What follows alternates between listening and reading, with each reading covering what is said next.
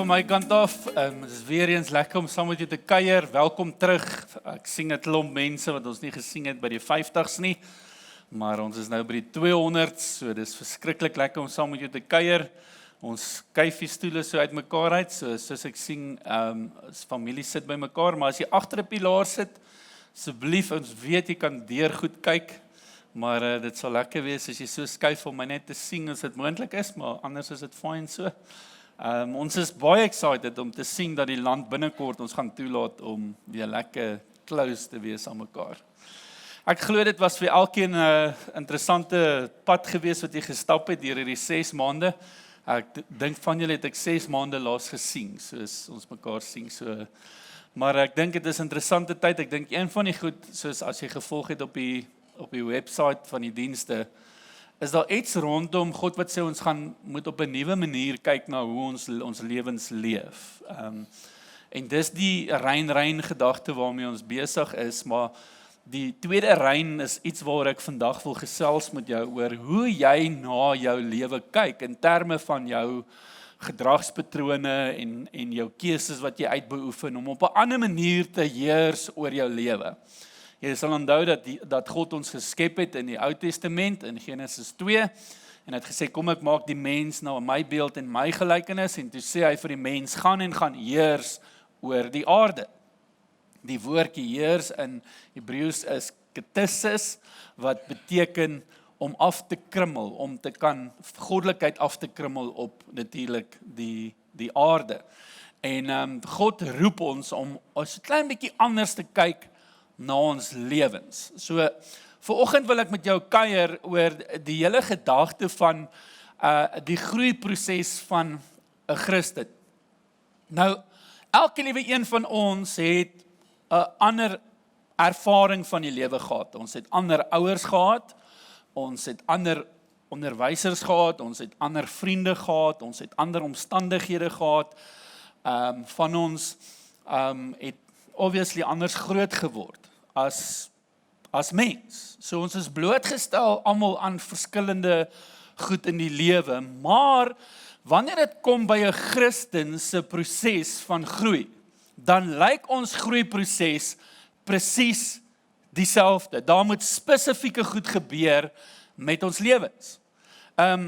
Nie een van ons word die proses van Christelike groei kwytgeskel nie. As jy ergens tot bekering gekom het en jy het gekniel en God aanvaar het, Christus as jou saligmaker en besef het dat hy vir jou sondes gesterf het, dan het jy gesê, Here, ek raak betrokke by hierdie proses van groei as 'n Christen. Maar dit is interessant dat baie mense verstaan nie noodwendig die groeiproses van 'n Christen nie. Wat is die proses wat 'n Christen volg om Christelike volwassenheid te bereik? Ons moet onthou, die dag as ek tot bekering kom, is ek nie onmiddellik 'n volwasse Christen nie. Alhoewel ek Christus ontvang het, dan gaan ek op 'n ontdekkingsreis. Ek het alles ontvang binne in my, maar ek het nodig om blootgestel te word aan waarhede, sodat Christus wat in my is, 'n volwassenheid kan bereik. En daai is 'n proses wat elke een van ons volg. Dit is om 'n puzzle te bou. Ek weet nie, almal het al hier seker al 'n puzzeltjie gebou in jou lewe. My proses met puzzles, ek's nou al by 200. Ek kan nie meer as dit bou nie, want ek's aandag afleibaar. Dan lê dit daar vir 10 jaar. Maar as jy 'n puzzle bou, dan kry jy die puzzle binne in 'n boks en voor op die puzzleboks is die prentjie wat jy gekies het, waarvan jy hou. Ek het nog nooit iemand gesien, behalwe die masochis, wat 'n groot herfsboom het, met herfsblare op, en sê, ek kan nie wag nie.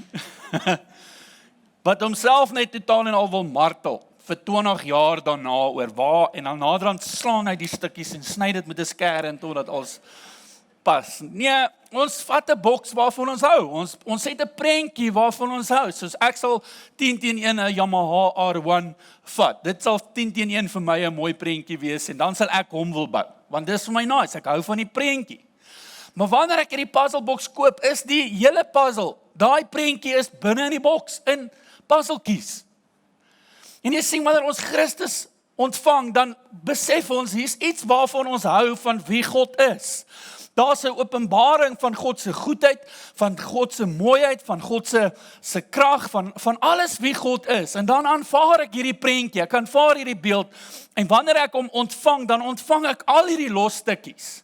En so nou en dan het ek nodig om na die boks te kyk en te sê, "O, dis waar die speeltjie in pas." Dan soek ek die waarheid en ek sit daai puzzeltjie binne in en ek's besig om Christus wat binne in my is te bou.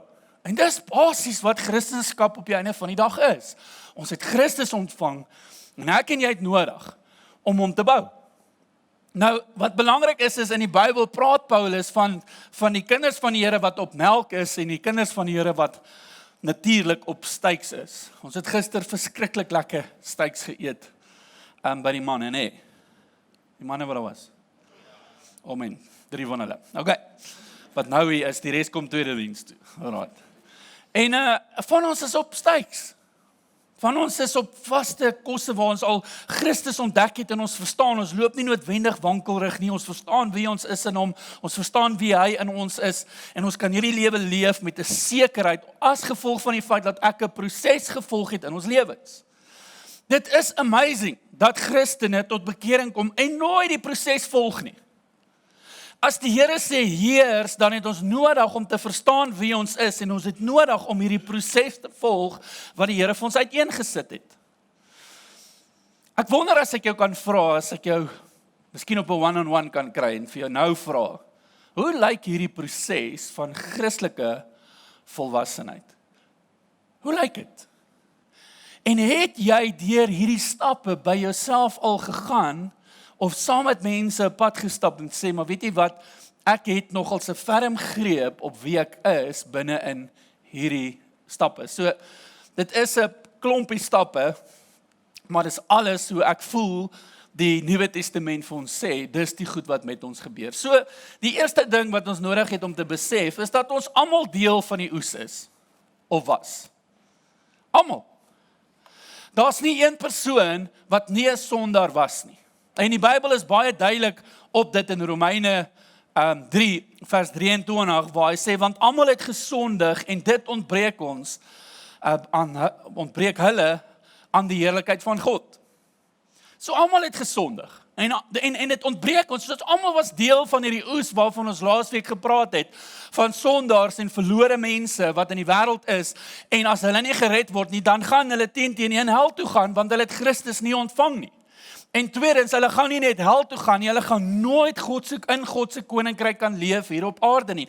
Hulle gaan nooit ontdek wie hulle werklik is nie, as gevolg van dat daar nie 'n bekering plaasgevind het nie, maar ons almal was deel van dit, en eers het iemand binne in jou lewe kom belê, en jy het die eerste stap geneem om tot bekering te kom. Hy gaan aan hier, dan sê, en hulle word deur sy genade sonder verdienste geregverdig, deur die verlossing wat in Christus Jesus is. Hierdie is belangrik om te besef, dat ek en jy kan nooit ons vinger wys na iemand in die wêreld, en hulle beskuldig, en sê hoe sleg hulle is. Ja, die goed wat hulle doen is sleg. Maar God het hulle geskep, en God het hulle lief, soos wat ek gisteraand oor iemand gestaan het, en besef het, dit wat jy nou gedoen het, was verskriklik sleg. En jy is deel van die oes, maar die Here het jou ontsaglik lief. Uit die feit dat ek en jy deel was van die oes, moes daar 'n bekering plaasgevind het. Die heel eerste stap van ons lewens is om tot bekering te kom. En Handelinge 2 vers 38 sê hy, bekeer julle en laat elkeen van julle gedoop word in die naam van Jesus Christus, en God sal julle sondes vergewe, en julle sal die Heilige Gees as gawe ontvang. Daar moet 'n bekering plaasvind in mense se lewens. Dis die eerste stap van 'n Christen, is om ergens te erken dat die lewe wat ek leef en die identiteit wat ek leef is nie wie ek is nie. God het my geskep met sy genade, met sy vermoë, en ek is na sy beeld geskep en sy gelykenis. Met ander woorde, ek neem 'n stap om myself weg te keer van die manier hoe ek geleef het, soos wat die wêreld wil hê ek moet leef, op 'n pad waar God wil hê ek moet leef. Is die eerste stap. Na bekering is dit baie interessant, want die ding raak al hoe interessanter oor waar die kerk gaan stop het. Die tweede gedeelte is die gedeelte van die doop. Die Bybel kom, en dis die vorige vers wat in Handelinge staan, sê hy, bekeer julle en laat julle doop. In Markus 1 vers 8, dit moet eintlik Romeine, Markus 1 vers 8. Ek het julle met water gedoop, maar hy sal julle met die Heilige Gees doop. Romeine 6 vers 4, ons is dus saam met hom begrawe deur die doop in die dood. Sodat net soos Christus uit die dood opgewek is deur die heiligheid van die Vader, ons ook so 'n nuwe lewe kan wandel. Ekskuus, ek het die verkeerde vers, is die volgende vers wat jy moet wees. Hoor wat hy sê, jy moet gedoop word, saam met Christus word jy eintlik gekruisig, en jy erken in jou doop, dat jy saam met hom sterf in die water, en jy staan op uit die graf uit, dieselfde krag wat Christus uit die dood uit opgewek het, kom leef dan in jou en my, maar die doop is 'n verwysingspunt van waar ek as ou mens gesterf het. Jy sien die aarde werk so is, daar's altyd 'n verwysingspunt van op die aarde, van daar het dit gebeur, iets geesteliks het met my daar gebeur. Die direkte konnektasie van die doop aan die dood van Christus is 'n verwysingspunt wanneer die duiwel vir jou wil kom vertel, hoorie, dit wat jy aan ander mense gedoen het, kan jy nooit vergewe word nie, dan kan jy sê, as kies tog, duiwel, gaan kyk daar in die water, lê iemand versuip. Dis my ou mens. Jy praat nou met 'n nuwe mens. Gaan praat met die water en redeneer met die water, as jy wil. Gaan redeneer met dit wat dood is, want hulle kan nie redeneer nie. Dit wat dood is dood, hy kan nie. En jy moet verstaan, dat die doop is 'n verwysingspunt, 'n sterk verwysingspunt.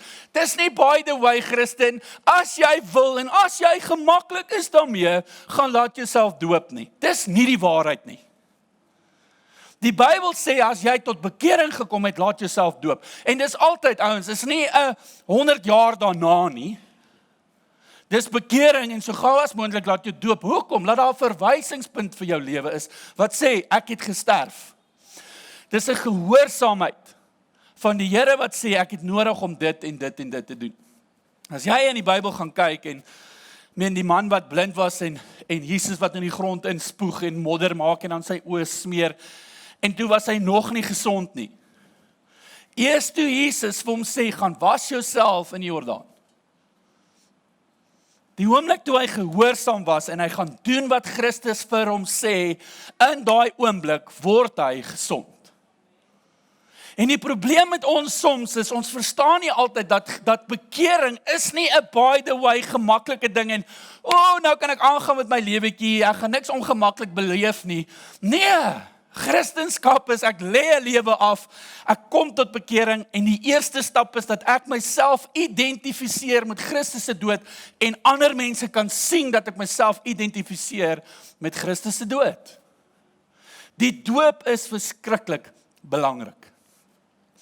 Jare terug toe ek en Simonei met sataniste gewerk het en so aan, die een van die eerste stappe na bekering het ons hulle laat doop. Gesê, luister, jy het nodig om 'n besluit te neem of jy gedoop word so gou as moontlik. En in daai water word daar soveel losgesny in die geestesdimensie van die feit dat die duiwel kan nou nie meer regtig by die kinders uitkom nie. Hoekom? Want die kind is dood. Daar's 'n nuwe kind opgestaan en die duiwel het niks te sê vir die nuwe kind nie. En as die duiwel wil, kan hy by die water gaan en gaan wat doen daar ook al en probeer daai persoon daar, hy's dood. Jy sien, ons soms besef nie, laat ons sterf nie. En laat die duiwel besig is om met die dooie persoon te probeer werk, en nou begin die dooie persoon met die duiwel praat. Hoor julle wat ek sê, kerk? Een van ons sterkste kragte is dat die Here op die doop iets kom lossny van ons af, en dit is 'n verskriklike belangrike stap wat die kerk nodig het om te vat.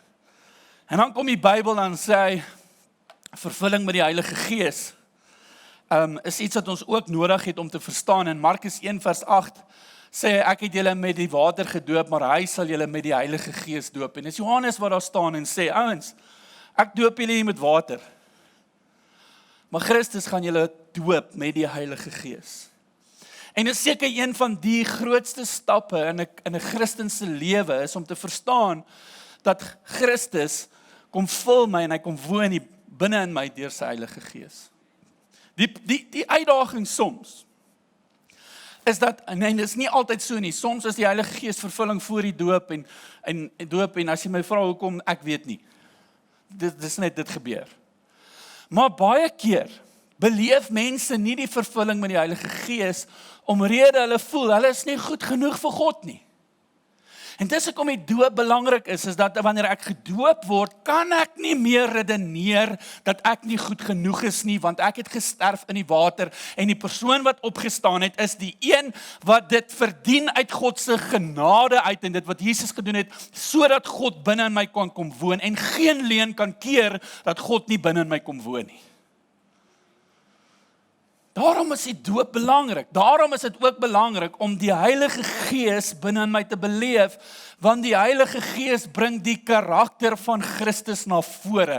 Hy is die een wat die puzzles bou. Hy is die een wat sê, ek sal jou herinner aan alles wat ek jou geleer het. Ek sal Christus vorm in jou. En 2 Korintiërs 3:18 sê dit. Hy sê, Christus is die spieël waarin ons onsself kyk, en hoe meer ons vir Christus kyk, hierdie puzzlebox, dan begin die Heilige Gees ons vorm van glorie na glorie toe. Die Heilige Gees se werk is dat ons Christus kan wees sonder om te hard te probeer. Jy sien, Christendom soms is 'n plek waar ons voel, nou het ek tot bekering gekom en nou het ek nodig om hard te konsentreer om myself te gedra. Iets wat ek beleef het, en ek het in graad 9 tot bekering gekom by 'n kamp daar in Sunbury in Mpumalanga. In die ou Oos-Transvaal. En toe ek tot bekering gekom het, was dit so vanaf, okay, maar ek het nie lekker dit verstaan nie, lekker op melk gewees en goed, en my skoolloopbaan so nou en dan in die kerk gewees, en so 'n bietjie kerk bygewoon, en toe ek weermag toe gaan, toe leer hulle my ander tale praat. Maar serieus ander tale praat. Kyk, ek is 'n kreatiewe mens. Ek en my vrou altyd is baie kreatief. So as jy vir my vra om met woorde te speel, en jy weet mos hoe die vyand is, ek kon kombinasies maak. Ek dink daar's nog steeds troepe wat met komplekse rondloop. Die Here het my al vergewe, maar ek kon nogals vloek, kreatief. Jy weet, as jy nie, weermag is, ek sal nooit vergeet nie, ons het in die trein afgery Bloemfontein toe in die winter, en elke keer as jy op 'n stasie stop, dan dink jy, hier begin die moeilikheid nou. Maar toe ons op Bloemfontein kom, toe ons daar in rye staan in ons civies, toe besef ek, hier is die moeilikheid, want hulle het ons sleg vertel, my ma, my pa, my oupa, hulle ken hulle nie eers nie, maar hulle is almal sleg, jy weet. Maar toe ek uit die weermag uit is, toe besef ek, weet jy wat, my lewe in spesifieke areas is nie lekker gewees nie, en ek het nodig om ergens reg te maak met die Here. En ek sal dit nooit vergeet nie. Ek was in AG Suid gemeente in Witbank, en ek het gaan uitkniel, en Andrew Kennedy het nog vir my gebid. En dit was in 'n oomblik, waar die Here my net kom losmaak het van 'n klomp goed, en ek het daar uitgestap, en dit was nie vir my 'n effort, om nie meer so kreatief te wees nie. Het is nie 'n effort gewees nie, hoekom? Want die vrug van die Heilige Gees, ouens, bome sit nie en konsentreer oor, ek moet 'n appeltjie uitdruk ergens. Konsentreer. Mense loop verby, maak of jy appel is. Bome doen dit nie, dit kom van self, van onder die grond uit, dit kom van binne af. Hy's 'n appel, hier kom die appel, jee, appel, kom, want hoekom? Want dit is die vrug van die boom. Maar Christene, soms mis ons dit, ons mis dat ons voel, nou sê die Here, hoekom sê die Here sy las is lig? Want sy las is lig. Hy praat van, dit kom vanaf self, dit kom vanuit die binneste uit, dit kom van selfsprekend. As jy verstaan wie jy is, as jy verstaan dat Christus in jou woon, as jy weet dat die Heilige Gees hier is, en jy het 'n ferm greep op wie jy in Christus is, dan kom dit van self, jy hoef dit nie uit te druk nie. Ek het nie gister nodig gehad om oor uit te staan en te voel, be nice, be nice. Sy vrou wat hier agter, slatte, dat sy stil bly. Ek het nie nodig gehad om sy te voel nie, daar was net hierdie verstaan, ewe skielik, wat nie menslik is nie. Ek kan sien hoe die mense optree, hoe kwaad is hulle, En waar is hierdie ou en hoe kan hy dit doen? En sy vrou wat hom sleg sê en dan meen die ou gaan amper sterf hier. En ek kan sien hoe die mense en dan beleef ek, maar ek staan hier en ek besef dit kom vanuit nie van my af nie, is nie ek nie. This is not normal. Jy verdien nie dat ons so nice is met jou nie. Maar dan beleef ek, is 'n God wat hom lief het. Hoekom? Ouens, want is effortless.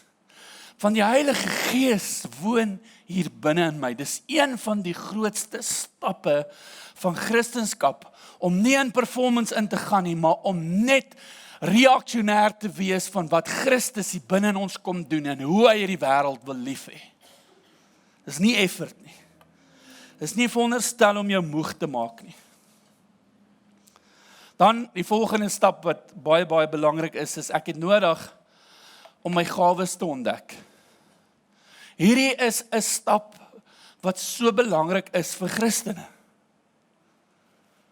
'n Stap van waar ek verstaan dat ek het psigiese talente en ek het liggaamlike talente, maar ek het ook geestelike talente wat 10-10-1 die belangrikste talent in jou lewe is. Weet julle wat, toe ek op skool was, julle sal dit nie glo nie. In laerskool was ek baie atleties geweest. Hulle het my gebruik as 'n spies. Ek was baie maar. Niemand gaan my nou gebruik as 'n spies nie. Meer as 'n gewig stoot. Want my liggaam het deur 'n proses gegaan wat ek soms wonder, wat gaan aan met jou? Hulle sê mos ek die ander dag het 'n klomp met my matrikulant in 1991 'n groep gestig en as ek so na hulle foto's kyk dan dink ek, "Jesus, julle het oud geword." En dan besef ek, maar jy ook actually, nee. So liggaamlik gaan jou talente agteruit en psigies raak sekere talente raak verlore. Maar jou geestelike talent kan jy gebruik vandat jy hom ontdek tot die dag wat jy jou kop neerlê. En hy het ewigheidswaarde gekoppel aan hom. So met ander woorde, wanneer die gawes van die Heilige Gees deur my werk, gaan dit altyd daaroor om ewigheidswaarde vas te maak in ons lewens. Die gees van onderskeiding wat ek nou beleef het net in my hart om vir 3 mense te bid, is ewigheidswaarde. En elke een van ons het dit ontvang. Nie net die pastoortjies en die dominees en al die, ons almal kry hierdie, dis ons almal se proses hierdie, op die einde van die dag.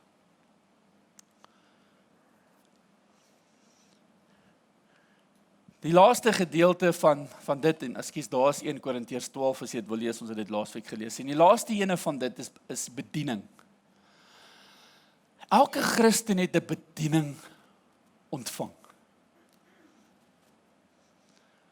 As ek jou moet vra, wat is jou bediening? Dan is dit verskriklik belangrik dat jy my kan antwoord as kind van God. Ek weet wat my bediening is. Nou daar's baie bedieninge, maar hulle almal val onder 5 groot bedieninge, wat jy in Efesiërs 4 kan kry.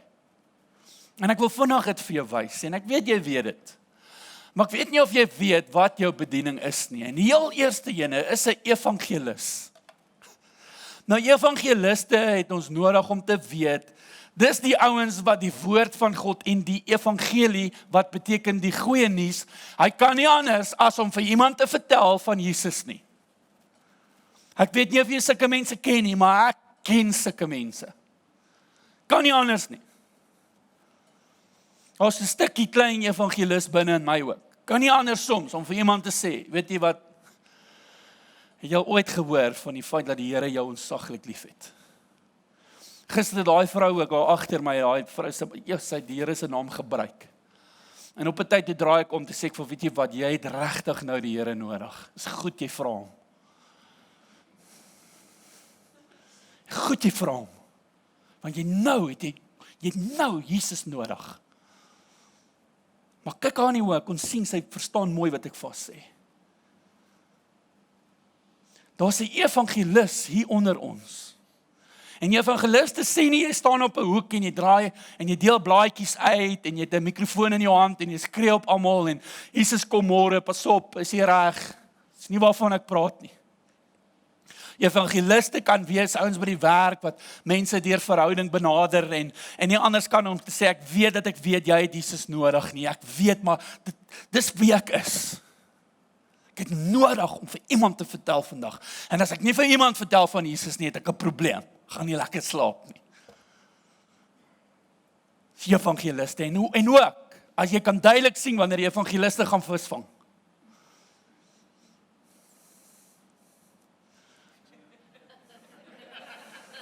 So groot vis gevang.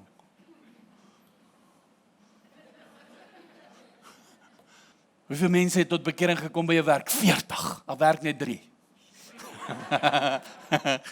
Jou evangelis is 'n bietjie in daai lyn, jy weet. Dan die tweede gedeelte is ons profete. Profete is verskriklik belangrik, hulle verklaar God se waarheid, hulle herinner ons aan God se waarheid. Profete profeteer oor mense se lewens, en as ek kind van God is, dan ek sê altyd, ek is nie second hand nie, teensy ek nie geluister het nie. Soos Dawid vir Batseba en nooi haar oor vir 'n partytjie, en hy steek dit weg, en hy sit haar man voor in die linies, en hy sterf, en Dawid luister nie vir die Here nie, en hy hoor nie wat die Here sê nie, en 'n profeet kom na hom toe en sê, Dawid, daar's 'n man in Israel wat hierdie gedoen het, en Dawid sê, bring hom vir my! En die profeet sê vir hom, stoutertjie, dis jy. En hy hoor nie die Here se stem, maar hy besef toe God praat met hom. So profete is daar, hulle is nie bang nie, en baie keer is hulle weird. Hulle is weird. En ek sê nie, jy moet weird wees nie. Jy hoef nie weird te wees nie, maar soms is hulle 'n bietjie anders. Maar profete is daai ouens, en ouens, ons het die profete nodig. Om ons te herinner aan God se waarheid oor ons lewens, en dan kry jy die apostels. Apostels is hulle wat moet gaan plant, en hulle moet gaan goed neersit, en hulle is 10 in die ouens wat 10 in elkeen van die gawes kan mee werk, want hulle gaan sit kerke neer, hulle plant gemeentes, hulle doen goed soos dit. So dis ons apostels. En dan kry jy herders, en ons almal weet wat 'n herder is. Dis daai persoon, jy kan hulle sien, baie keer weet mense, hulle leef dit uit, maar hulle weet nie as hulle leef dit uit nie. Hoe gaan dit met jou? Sies tog. Voel jy beter? Hulle is daai, kyk agter die skapie, en jy weet, sorry skapie uit, maar op so 'n mooi manier. Hulle sê vir jou mooi, ja, weet jy wat, jy super. Ek is nie, as jy my baie goed ken, dis 5de is my herder. Ek is nie heeltemal, ek probeer my bes. Hulle sê staaf jou weakness. Nee, so ek het herders aangestel by die gemeente. Ek weet net nie nog wie van hulle dit is nie, want dit is definitief nie Reinhard nie. En ons weet nie of dit Derek is nie. Derek is meer 'n profeet as kort 'n herder. Herders is baie daarom. En dan die laaste een is 'n leraar, en ons weet wat leraars doen, hulle leer. Hulle teach, en hulle leer dit so mooi dat jy dink, wow, hoe het ek nog nooit daaraan gedink. Ek stap uit en ek kan dit gebruik, en is 'n leraar, en elkeen van ons hier sit met een van daai konsepte in ons lewens. En hierdie is 'n baie interessante ding wat ek vir jou nou wil sê, is dat die kerk het al hierdie prosesse gedoen en gevolg vir baie jare. En wanneer ons praat van gawes en ons praat van bediening uitleef, dan het hulle net na die gemeente toe hulle gawes en hulle bediening uitgeleef baie jare. Die kerk het hom op 'n groot manier onttrek vanuit die wêreld uit. En gesê, weet jy wat, ons wil apaties wees, van daai gaan ons beïnvloed. Ek praat die ander dag met ouers wat hulle kind nie toegelaat het om by saam met vriende uit te gaan nie, want hulle het gesê, die kind gaan dit nie kan hanteer nie. En nou is die kind al uit die skool uit, en hy het geen vriende nie. Hy weet nie hoe om met wêreldse mense te werk nie. Hy's judgmental oor wêreldse mense. Hoekom? Want hulle het hom nie toegelaat om met wêreldse mense oor die weg te kom nie. Ek sê vandag vir jou, en met die Here se genade, my kinders het wêreldse vriende nodig. Nie om saam met hulle te gaan drink nie, nie om saam met hulle te gaan rook nie, nie om saam met hulle dwelms te gebruik nie, nie om saam met hulle te soen en te goeders nie. maar dat hulle binne in dit, die Bybel sê, Vader, moet hulle nie uit Johannes 17, moet hulle nie uit die wêreld uithaal nie, maar hou hulle daar en heilig hulle daar, sodat hulle die lig daar kan wees. Jou kind staan eers die dag as hy tussen sondaars kan staan en weet wie hy is. En die kerk wou nooit binne in die wêreld ingaan nie. En is die weirdste, want Jesus is die hele tyd gevind tussen die wêreldse mense. Jesus is by die werksplek, Jesus is in die kroeg, Jesus is oral gevind, en nie besig om, alright, van Sondag kerk toe gaan nie. Nee.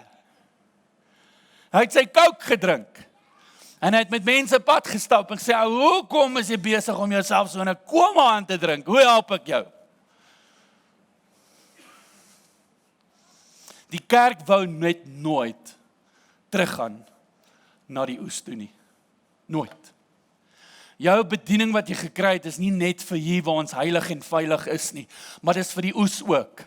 Jy sien, jy kom uit die oes uit, jy word teruggestuur na die oes toe. Met jou bediening.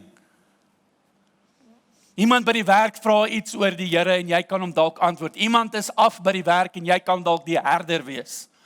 Die werk wil dalk iets nuuts begin en jy kan 'n Christelike aspek dan neersit. Jy het 'n bediening gevind om uit te leef binne in die oes, want ons is nie beter as die oes nie. Hierdie is die proses van die kerk, van jou en my lewe. Ons was verlore, ons het tot bekering gekom. Ek is gedoop gewees, ek het vervuld met die Heilige Gees, ek het my gawes ontdek en in my gawes leef ek uit binne in my bediening, en my bediening leef ek in die kerk uit en ook binne in die oes. En die Here praat met ons as kerk en sê, ouens, hier's 'n nuwe manier van heers.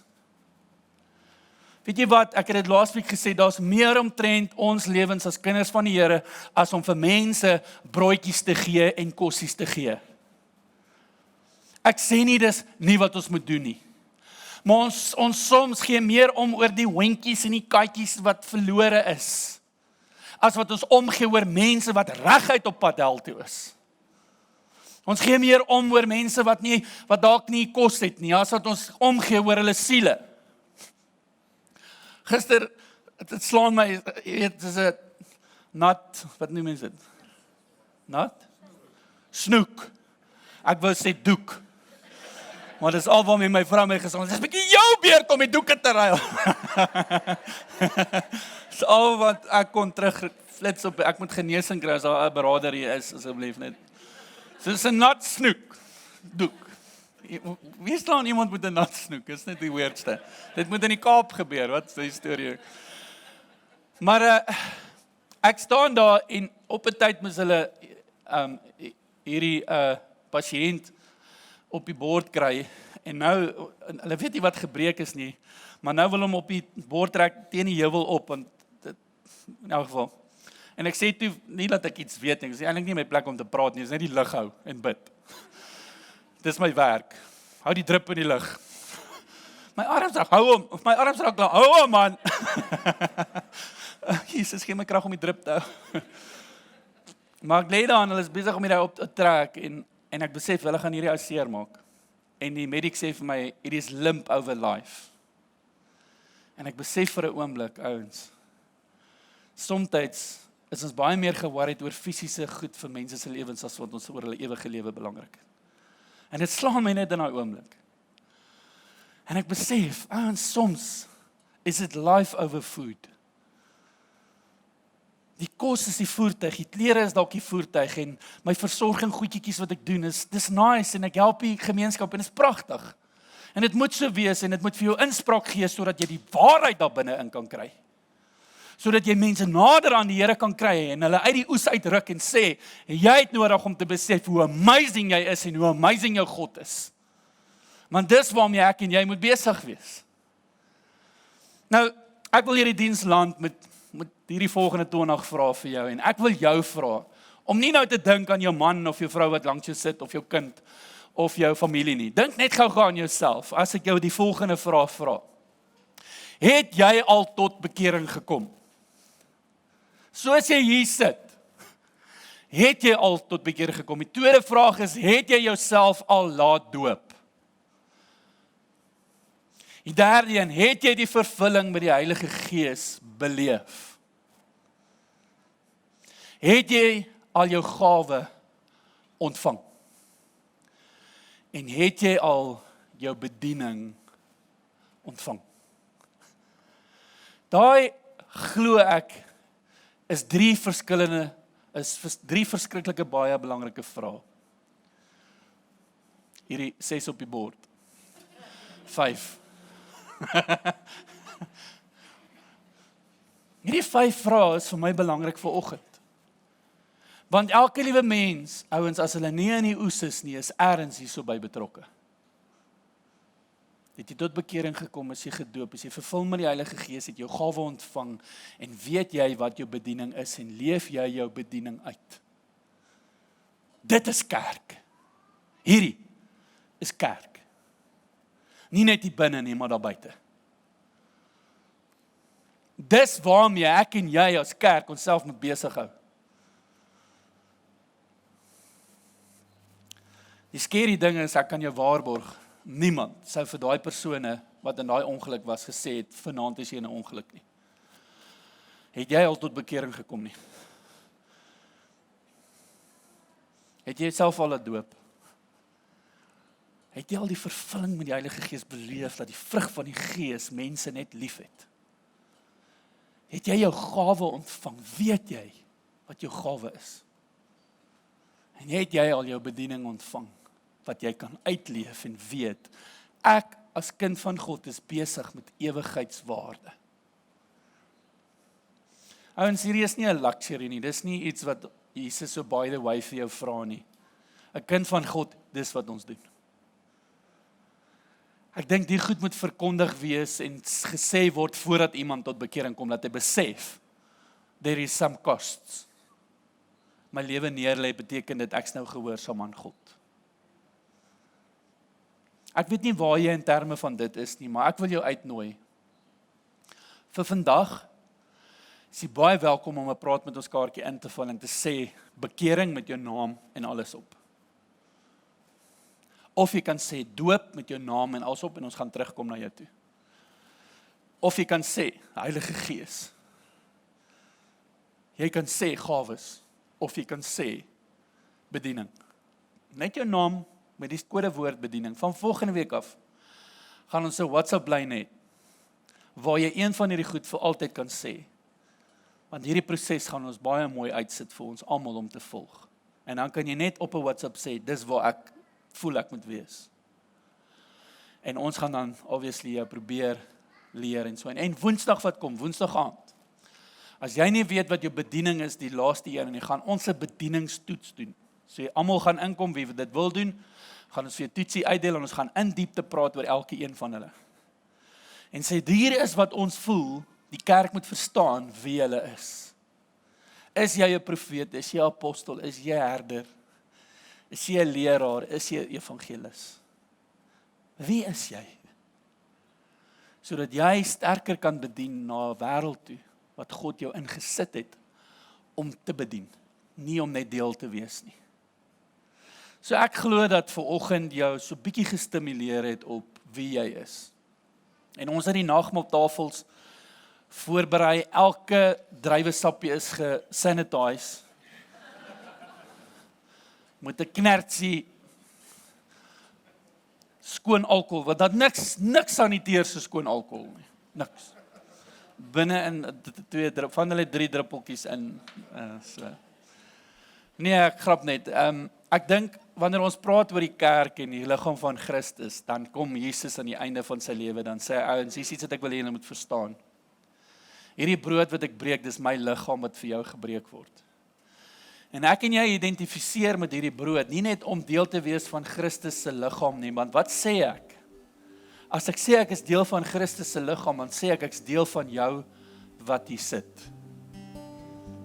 Ek identifiseer, wanneer ek daai broodjie eet, dan identifiseer ek dat ek deel is van Christus se liggaam.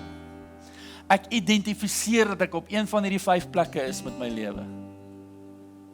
En sê Here, dankie dat ek vandag kon sien waar ek is en ek weet waarheen ek moet beweeg. En toe hy gegaan het en rondom die bloed, wat hy gesê het, my bloed gaan vloei en wanneer julle dit doen, ek meen as jy net mooi dink aan die konsep van ons drink eintlik sy bloed. It's weird. Maar wat hy vir ons hier wil kom sê is dat jy jouself moet herinner dat Christus jou nuut gemaak het hier binne. Jou sondes is vergewe. Ek herinner myself dat die Here my sondes vergewe het. Die Bybel is so sterk op dit waar hy sê, luister, moenie nagmaal gebruik as jy kwaad is vir iemand in die liggaam nie. Moenie dit doen nie. Hy sê, jy gaan 'n vloek oor jou sê. Jy bring eintlik 'n stilstand op jou lewe. So jy moenie dit doen nie. Hoekom is hy so sterk? Want hy praat hier van 'n unity. Hy praat hier van 'n eenheid. Waar ons almal saam besluit, maar Here, hier is die stappe van ons lewens. Hier is die proses van groei vir my. En ek identifiseer met die kerk se beginsels en die proses wat die Here vir my kom losmaak. Ek wil jou challenge. Vandag as jy nagmaal gebruik, sê Here, ek weet hier's waar ek is in terme van hierdie vraag. Maar gee my die wysheid en die insig om regtig stappe te neem om te groei in wie ek in Christus is. Amen. Ek gaan vir jou gebed doen en dan gebruik ons die nagmaal saam. Vader, baie dankie dat ons vandag net opnuut kan besef dat ons almal uit die oes uitkom. Dankie dat U ons gered het, Here, sonder verdienste uit die genade uit het U ons gered. En het ons nuut gemaak, Here. Die ou lewe is verby. Alles het nuut geword in my lewe. Daar's geen verwysingspunt na my lewe toe van die feit dat ek nie goed genoeg is nie. En dankie dat wanneer ons die nagmaal U liggaam vier vandag, kan ons sê, dankie Here vir 'n nuwe lewe. Dankie vir blydskap in my hart. Dankie dat ek 'n toekoms het. My toekoms is in U, Here. En Here, dankie dat U ons sondes vergewe het. Dankie dat ons vry is, Here, van die verlede deur Jesus se bloed wat vir ons gevloei het. En ons kies vandag om te sien hoe ons saam met U gekruisig is en saam met U uit die dood uit opgestaan het en saam nagmaal gebruik. As een kerk met een hart en dis Christus vir die wêreld. Ons loof U daarvoor in Jesus naam.